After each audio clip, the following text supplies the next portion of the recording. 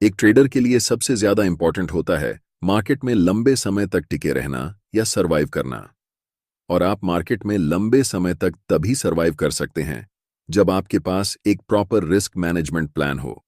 ज्यादातर ट्रेडर जब initially market में एंटर करते हैं तब वे स्ट्रेटजी को ढूंढने में लग जाते हैं कि कोई ऐसी स्ट्रेटजी मिल जाए जो उन्हें लाइफ टाइम पैसा देती रहे। और ये गलत नहीं है। इनिशियली आपको सीखना चाहिए कि मार्केट कैसे काम करता है, प्राइस एक्शन क्या होता है और इसे कैसे ट्रेड करते हैं।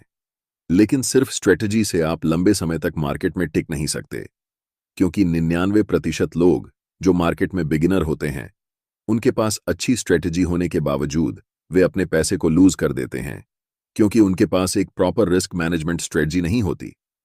इंटरनेट पर ज्यादातर इन्फ्लुएंसर सिर्फ आपको प्रॉफिट के बारे में बताते हैं। बहुत ही कम ऐसे टीचर होते हैं जो आपको लॉस के बारे में बताएंगे। लेकिन जब कोई ट्रेडर मार्केट में इंटर करता है तब उसे मार्केट में रियलिटी चेक मिलता है, जिससे उसे समझ में आता है कि अब हमें कैपिटल को बचाना होगा।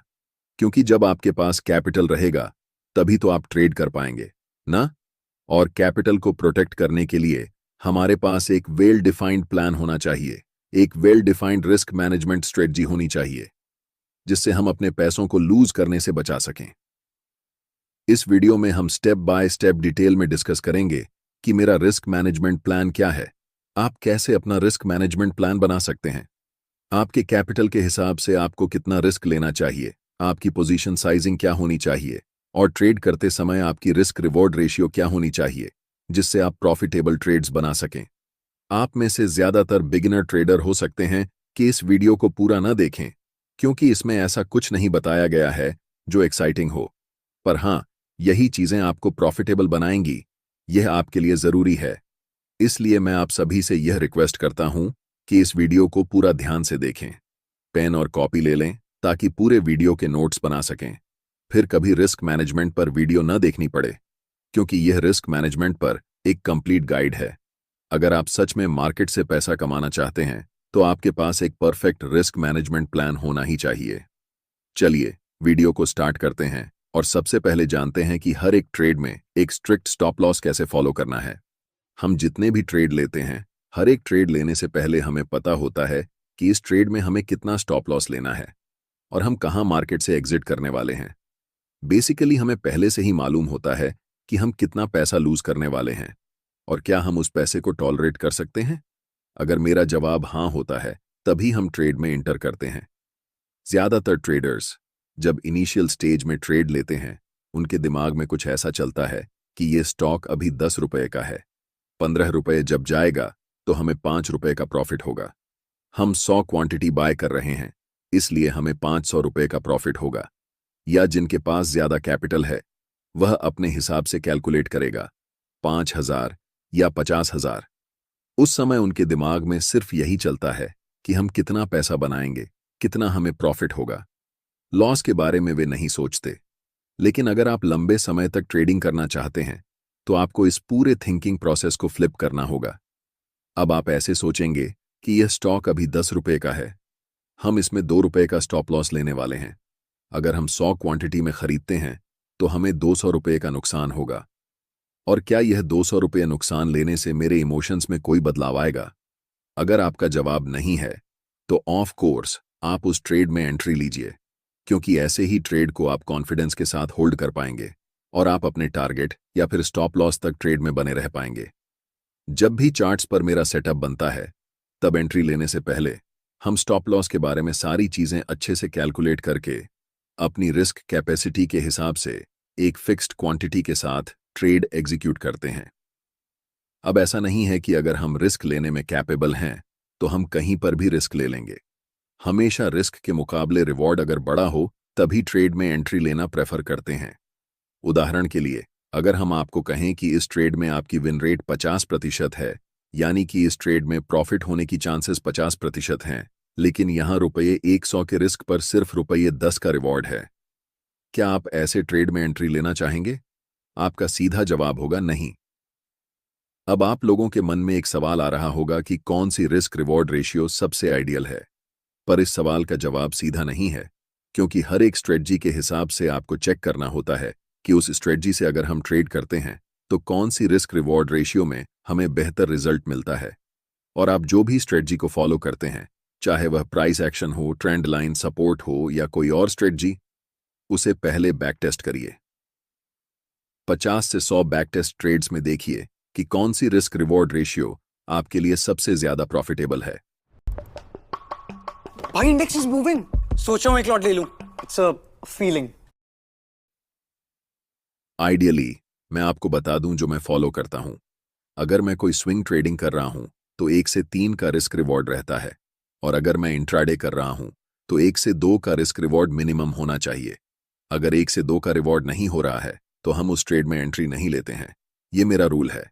आप चाहें तो इसे अपने हिसाब से एडजस्ट कर सकते हैं, मॉडिफाई कर सकते हैं। मैं आपको एक चार्ट दूंगा जिससे आपको यह पता चल जाएगा कि आपकी स्ट्रेटजी की विन रेट के हिसाब से आपको किस रिस्क रिवॉर्ड रेशियो में प्रॉफिट, लॉस या फिर ब्रेक इवन होगा। स्क्रीनशॉट ले लेना ताकि आपको दोबारा वीडियो फिर से देखना न पड़े। हर एक ट्रेडर की सबसे बड़ी दिक्कत होती है ब्रोकरेज। कैपिटल का ज्यादातर हिस्सा ब्रोकरेज में चला जाता है। आप अपना demat account M stock broker के साथ खोल सकते हैं, जहां सभी फाइनेंशियल एसेट्स में ट्रेड करने पर आपको 0 ब्रोकरेज लगेगा। चाहे आप delivery, intraday, futures and options, mutual funds या आईपीओ में ट्रेड या इन्वेस्ट करें, आपको लाइफ टाइम 0 ब्रोकरेज का फायदा मिलेगा। अकाउंट ओपनिंग फीस 999 रुपये है और अकाउंट मेंटेनेंस चार्ज के 2 ऑप्शन हैं। पहला 149 रुपए का, जिसमें आपको 20 रुपए प्रति ट्रेड ब्रोकरेज लगेगा, और दूसरा 999 रुपए का, जिसमें लाइफ टाइम 0 ब्रोकरेज और मेंटेनेंस रहेगा। अगर आप ट्रेडिंग में सीरियस हैं तो आप अपना डिमैट अकाउंट जरूर खोलें। फिर चाहे आप एक दिन में कितने भी ऑर्डर प्लेस करें, आपको कोई भी ब्रोकरेज नहीं देना पड़ेगा। अकाउंट ओपनिंग के समय आपको कुल 999 रुपए अकाउंट ओपनिंग फीस और 999 रुपए account maintenance charge plus GST देना होगा। एक बार अगर आप इन्हें पे कर देते हैं तो आपको फिर कभी ब्रोकरेज पे करने की जरूरत नहीं पड़ेगी। हर एक फ्रेंड को रेफर करने पर आपको 555 रुपए मिलता है। यहाँ 1000 से ज्यादा स्टॉक्स पर 4 गुना ई मार्जिन फैसिलिटी मिलती है मार्केट में सबसे कम इंटरेस्ट रेट पर, जिसे आप लाइफ टाइम तक होल्ड कर सकते हैं। डिस्क्रिप्शन में दिए गए लिंक से अकाउंट ओपन करने पर मेरी तरफ से आपको सेबी रजिस्टर्ड एडवाइजरी ग्रुप का एक्सेस फ्री ऑफ कॉस्ट मिलेगा। अब आपको यह समझना होगा कि हर ट्रेड में आपको कितना रिस्क लेना चाहिए। इसका जवाब हर एक ट्रेडर के लिए अलग हो सकता है। मैं कितना रिस्क करता हूं, आप कितना रिस्क करेंगे या कोई तीसरा कितना रिस्क करेगा, यह सब आपके कैपिटल साइज के हिसाब से डिसाइड होता है।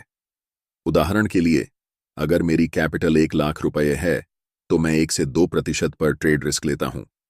और अगर आप एक बिगिनर हैं तो आपके पास बहुत कम कैपिटल होंगे, इसलिए मेरा सुझाव रहेगा कि आप अपने कैपिटल का भी 1 से 2% ही पर ट्रेड रिस्क लें। उदाहरण से समझते हैं, अगर आपका कैपिटल 10,000 रुपए है तो इस हिसाब से आपको 100 से 200 रुपए के बीच में पर ट्रेड रिस्क लेना है। ज्यादा रिस्क क्यों नहीं लेना है यह मैं बाद में बताऊंगा, क्योंकि इसका आपके कैपिटल पर बहुत नेगेटिव इफेक्ट होता है। ऐसे में आपको लग सकता है कि इतने कम रुपए रिस्क करने पर हमारा स्टॉप लॉस बहुत छोटा हो जाएगा, लेकिन ऐसा नहीं है। देखिए, अगर आप फ्यूचर एंड ऑप्शंस में ट्रेड करते हैं तो 100 से 200 रुपए बहुत जल्दी हिट हो सकते हैं, क्योंकि आपका पोजीशन साइज ऑप्शन बाइंग में खासकर सही नहीं रहेगा। लेकिन यही चीज अगर कोई ऑप्शन सेलर करता है तो ऑप्शन सेलिंग में रिस्क पहले से ही मैनेज्ड रहता है, जिस कारण आप सुनते होंगे कि ज्यादातर ऑप्शन बायर्स मार्केट में लॉस करते हैं और ज्यादातर ऑप्शन सेलर्स मार्केट में प्रॉफिट बनाते हैं। ऑप्शन सेलर्स के पास थीटा गेनिंग के अलावा रिस्क मैनेजमेंट का भी फायदा होता है। इसीलिए अगर आपका रिस्क मैनेजमेंट फ्यूचर और ऑप्शंस में सही नहीं बैठ रहा है तो आप इक्विटी में ट्रेड करें, चाहे वह इंट्राडे स्टॉक्स हो या डिलीवरी स्टॉक्स। लेकिन हम जानते हैं कि ज्यादातर ट्रेडर्स मेरी बात नहीं मानेंगे। जब आपका कैपिटल खत्म हो जाएगा तभी आपको समझ में आएगा कि उस समय रिस्क मैनेजमेंट पर ध्यान देना चाहिए था। ट्रेडिंग में जब आपको अपने कैपिटल का 10% से ज्यादा लॉस हो जाता है तो हमेशा याद रखें कि आपको ब्रेक इवन तक आने के लिए 11% प्रॉफिट बनाना पड़ेगा। मैं आपको एक चार्ट दूंगा जिसमें दिखाऊंगा कि जब आप अपने कैपिटल का 1% लूज करते हैं तो आपको 1% ही कमाना पड़ेगा ब्रेक इवन तक पहुंचने के लिए। ब्रेक इवन का मतलब होता है आपके इनिशियल कैपिटल तक वापस आना, यानी कि आपकी लॉस को रिकवर करना। अगर आप 5% लॉस करते हैं तो भी आपको 5% ही कमाना पड़ेगा, लेकिन जब आपका लॉस 10% हो जाता है तो आपको 11% कमाना पड़ेगा। उसी तरह जब आपका लॉस 20% हो जाता है तो आपको 25% कमाना पड़ेगा। और अगर आपका 50% कैपिटल लॉस हो जाता है तो आपको 100% प्रॉफिट कमाना पड़ेगा। तब जाकर आप ब्रेक इवन तक पहुंच पाएंगे। इसी वजह से मैं कह रहा था कि आप मिनिमम रिस्क लें ताकि आपको ब्रेक इवन तक पहुंचने में ज्यादा मेहनत न करनी पड़े या अपने लॉस को रिकवर करने में दिक्कत ना हो। अगर आप एम स्टॉक ट्रेडिंग ऐप में अपना डिमैट अकाउंट खोलना चाहते हैं तो लिंक डिस्क्रिप्शन में दिया गया है। मैं खुद इसे पिछले 1 साल से इस्तेमाल कर रहा हूं और मुझे कभी भी कोई ब्रोकरेज नहीं देना पड़ा। धन्यवाद। अगला वीडियो किस टॉपिक पर होना चाहिए यह आप हमें बता सकते हैं। Why do I trade?